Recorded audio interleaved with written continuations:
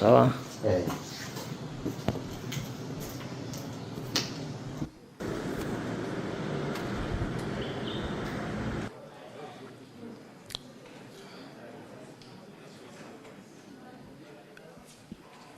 Those are the two videos, Honorable Speaker. My final comment on that issue, Honorable Speaker, is that this violence and mayhem at the Assembly was perpetrated by the governor. We will be calling witnesses and lead them in evidence in support of that submission. And, Honorable Speaker, it cannot be that the governor perpetrates such violence and ultimately is the beneficiary of his own violence. He cannot benefit from his own mischief, Honorable Speaker. That is the entire point we're making, and that was the importance of showing those two videos.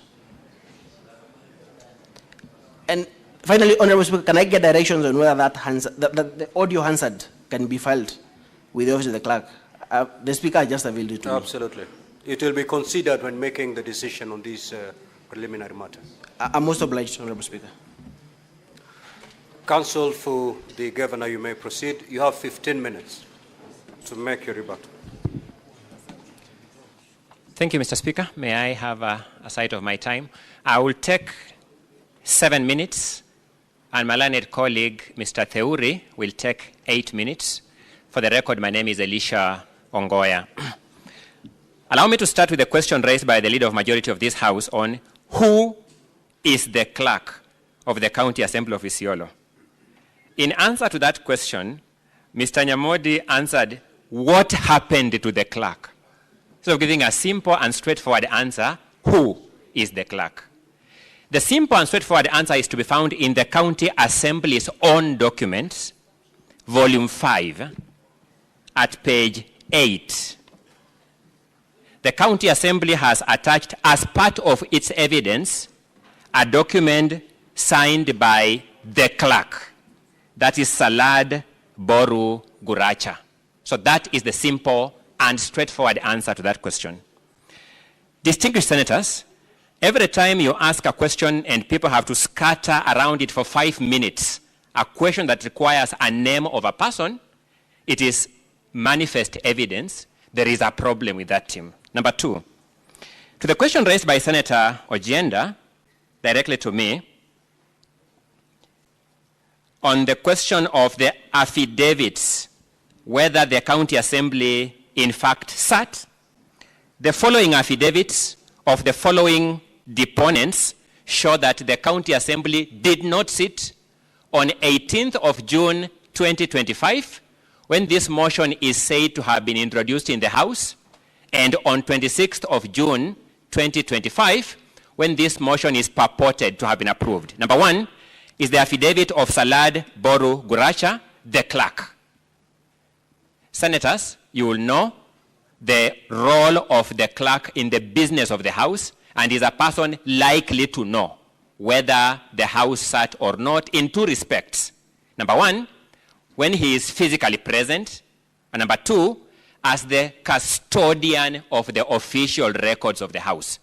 He says by reference to both records, either by physical presence or by reference to records of the House, where he's the sole custodian, the House didn't sit. Number 2 is Abdinur Dima Jilo, the MCA for Kina Ward, a member of the County Assembly. By virtue of being a member of the County Assembly, he's a person who can know when the Assembly has sat or not. And number 3, the affidavit of Diba Abdirashid Ali, the leader of majority in the County Assembly of Isiolo.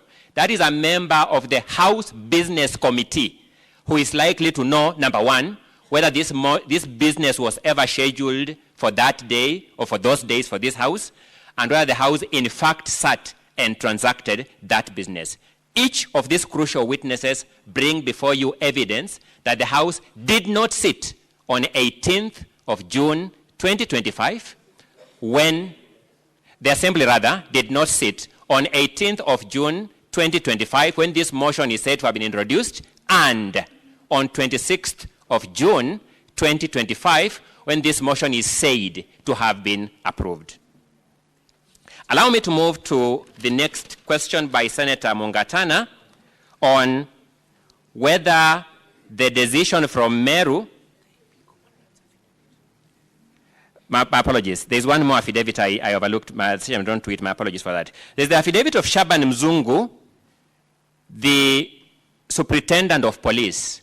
He was the person in charge of security at this important public installation, the county assembly premises, which also houses the county governor. So it's the county government premises in Isiolo. He also confirms that there was no business transacted in the house on that day because of the circumstances to which he deponds to in his affidavit. The question raised by Senator Mungatana on whether there has been an attempt to appeal that decision and whether the decision still holds. Now, this is also another very simple and straightforward question because an appeal is a particular act. And I expect the senior counsel, Mr. Nyamodi, to respond more directly to this question. I had him to answer what is the effect of this decision. Senator Mungatana, the simple and straightforward answer to this question is that not even a notice of appeal, forget about the appeal itself, has been lodged in respect of this decision. Not even a notice of appeal. So, not only has the county assembly not appealed this decision, they have not even shown an intention to appeal, which is normally signaled by a notice of appeal. To the question raised by Senator Cherargei, my answer is as follows. This was not a conservatory order. This house has historically had issues with conservatory orders granted ex parte. The order we have here is an order granted after hearing both parties. In fact, when you look at the record of the ruling of the court narrates the order of events, the assembly lawyers were even given time to go to their clients and take instructions and come back and address themselves. So this was an order made after hearing both parties to the dispute, and this is what distinguishes this from the other conservatory orders that this House has had occasion to deal with in the past. Senator Wambua asks us another straightforward question. Is the motion we are dealing with in this House the same motion that the court dealt with in Meru? Senator Wambua, the simple and straightforward answer is this: yes. It is the same motion that the court declared null and void and of no effect. Senator Sigei asks an important question about validity of this motion. Senator Sigei, our answer is as follows. The deficiency of this motion is on multiple grounds, broadly two. One, there is an order of court declaring it null and void. And when it's declared null and void,